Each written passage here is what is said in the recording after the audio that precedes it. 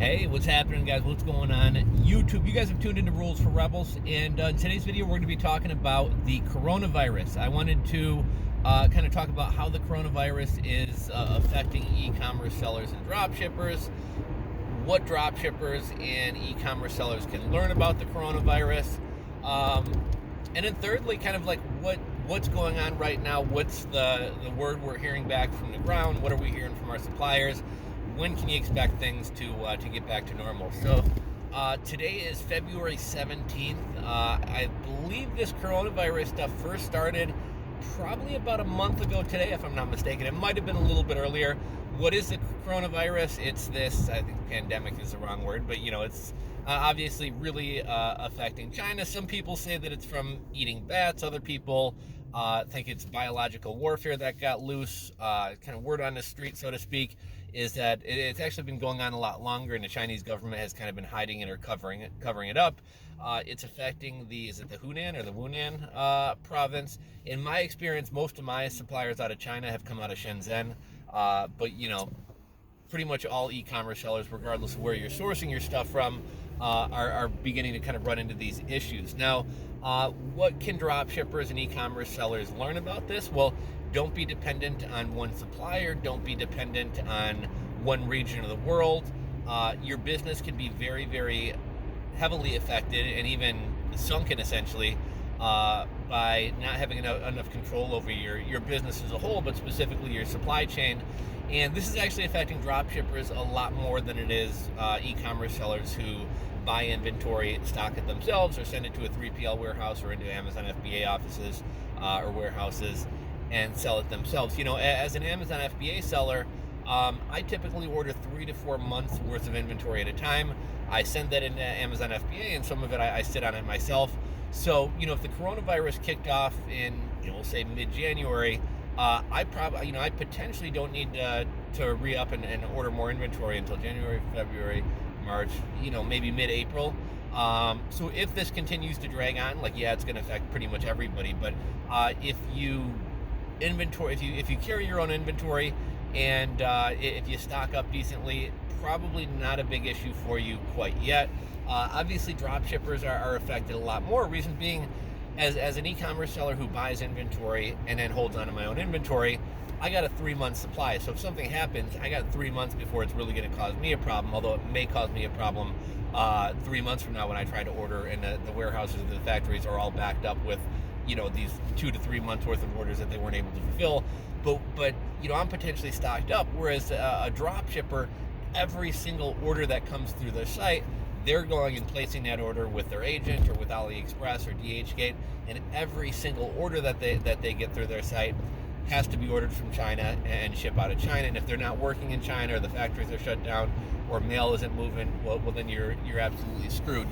I had a professor in international business class, and didn't really pay too much attention in that class, but one of the things that does stick in my head, and one of the things that I do remember, he's done a lot of projects and a lot of consulting with McDonald's, and I know one of the projects that he worked on and he talked about was finding McDonald's alternate suppliers for Happy Meal toys. So McDonald's Happy Meal toys are not just made in China.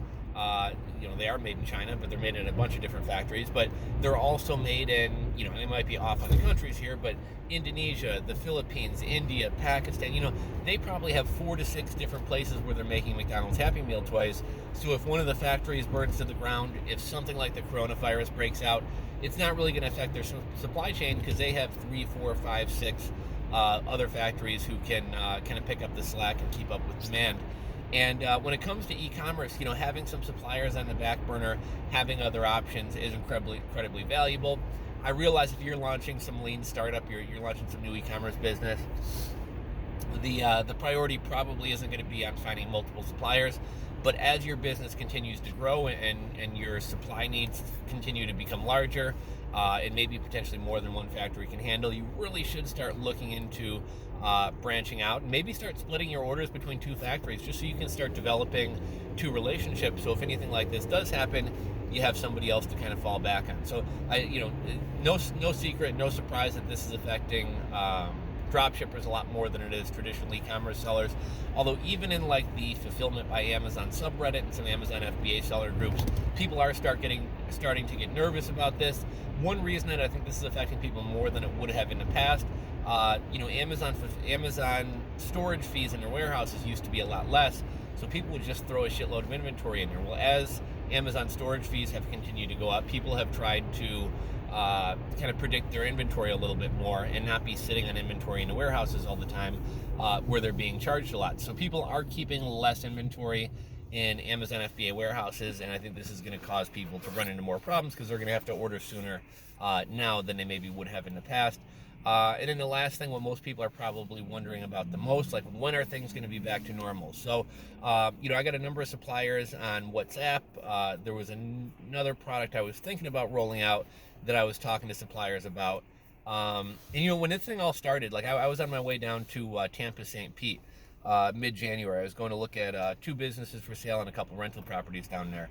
I'm looking at buying something down there. But on the airplane, you just started hearing about that. And on the airplane, you were seeing a lot of people on the plane and in the airport with the masks and things like that.